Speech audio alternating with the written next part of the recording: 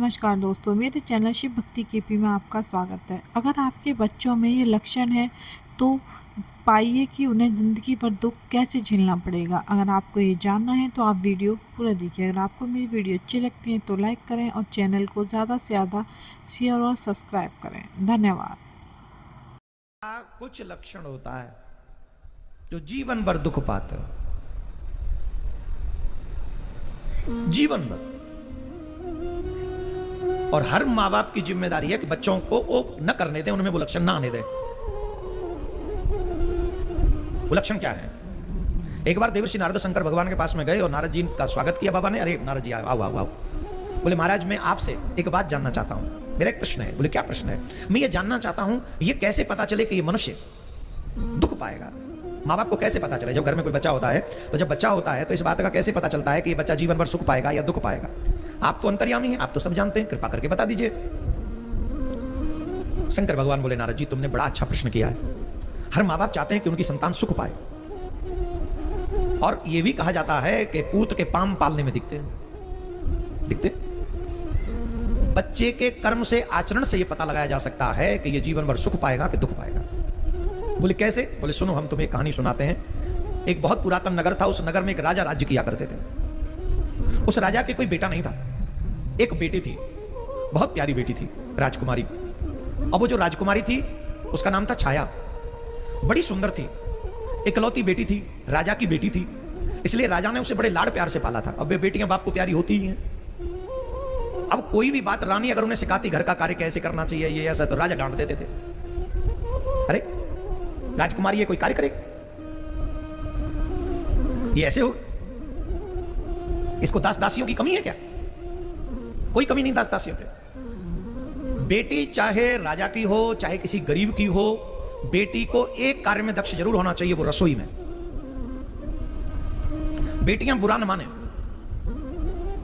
कई बेटियां बुरा मानती हैं, हम कोई चूल्हा चौके के लिए थोड़ी हैं। मान लो चूल्हा चौका तुम्हारे जीवन से हट गया तो क्या कर लोगे? काय के लिए जीवन? फिर तुम्हारा जीवन ही टिकाए चूल्हा चौके पे? नहीं टिकाए। बोलो, चूल्हा ना हो, चौका ना हो, भोजन ना हो तो क्या जीवन में कितने दिन जियोगे?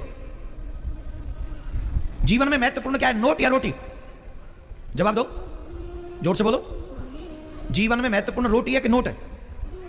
सोने से भी ज्यादा अनमोल है रोटी।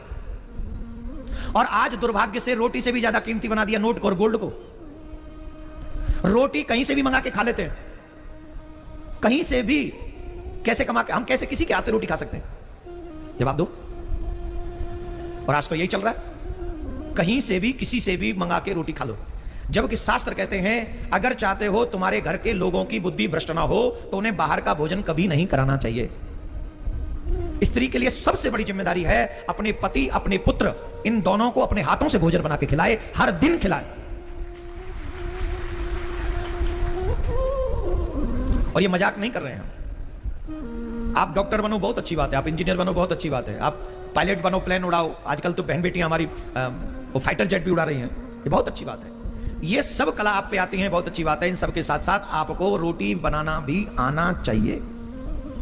और शादी के बाद एक जिम्मेदारी जरूर निभानी है, चाहे और कोई जिम्मेदारी निभे ना निभे, कि मैं अपने परिवार को अपने हाथों से भोजन बना के करूं।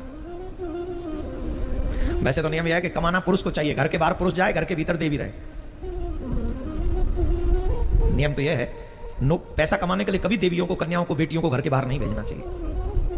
आज इस बात को कह देंगे तो लोग बुरा मान जाते हैं कि देखो कैसी बातें कर रहे हैं। मेरे प्यारे, मैं बुरा नहीं मानता हूं, मैं तो देवियों की बात कर रहा हूं। आप देख लीजिए आज क्या नहीं हो रहा हमारे भारत में।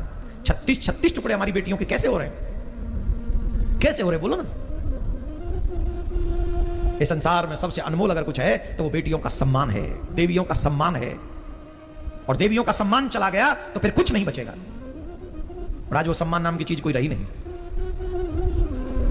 कह रही बात आप समझिए, समझ के इसको अनुभव कीजिए। तो राजकुमारी की मां सिखाना चाहती थी, पर पिताजी के लाड़ प्यार ने उनको वो सिखाने नहीं दिया। रानी सिखाती थी, वो कहते थे क्या जरूरत है। इसी लाड़ प्यार में बेटी का एटीट्यूड बिगड़ गया।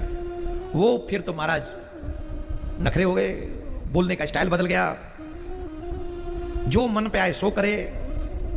एक दिन राजा को लगा कि बेटी बड़ी हो रही है, अब उसका विवाह करना चाहिए। तो विवाह करने की इच्छा लेकर जब राजकुमारों को निमंत्रण देते तो उन राजकुमारों में 100 कमियां निकाल देती। इसमें ये नहीं है, ये ऐसा नहीं है, ये ऐसा नहीं है, 100 कमियां। और उसने कई राजकुमार फेल कर दिए। एक बार राजा को लगा कि चलो स्वयंवर ही कर देते हैं। कहा तमाम राजकुमार आए हैं, अपने हाथ में माला लो, सबको देखो, जो भी अधिक सुंदर हो, जो तुम्हें पसंद आए उससे विवाह करो। अब वो सबका मजाक उड़ाती थी, पर विवाह माला किसी के गले में नहीं डाली। ये देखो कैसा लंबा चौड़ा सा है, ये देखो कैसा दाढ़ी वाला सा है, ये देखो कैसा नहीं कर रहे जो साथ में चल रही थी उनको, ये आ गया लंबा चौड़ा सा, देखो दाढ़ी बढ़ा के, ऐसा लगता है जैसे बाबा जी आ गया यहाँ। भोजन की व्यवस्था बन गई। 5वें 6वें दिन एक दिन वो डलिया लेके बैठी थी, और जब वो डलिया लेके हर बच्चे को एक कहानी सुनाना, स्पेशली बेटियों को। बेटे नालायक हो ना तो उनका त्याग किया जा सकता है, और बेटियां अगर इधर उधर हो गई तो उनका क्या होगा? 2 कुल बर्बाद। 2-4 आम थे वो फूट फाट गए, रोती हुई घटना क्या भी है, उनको सिखाना चाहिए।